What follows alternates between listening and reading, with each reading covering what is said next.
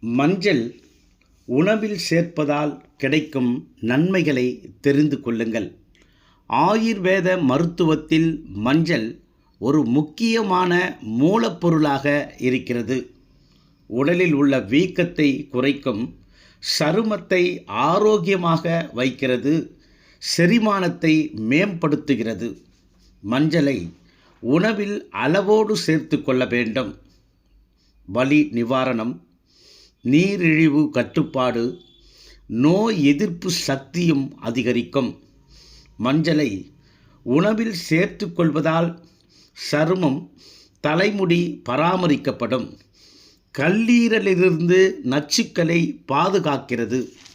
இதய நோய் அபாயத்தை குறைக்கும். அறிவாற்றல் குறைபாட்டை குறைக்கிறது.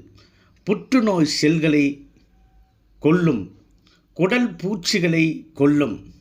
இரத்தத்தை சுத்திகரிக்கும். எனவே மஞ்சளை உணவில் அளவோடு சேர்த்து கொள்ளுங்கள்.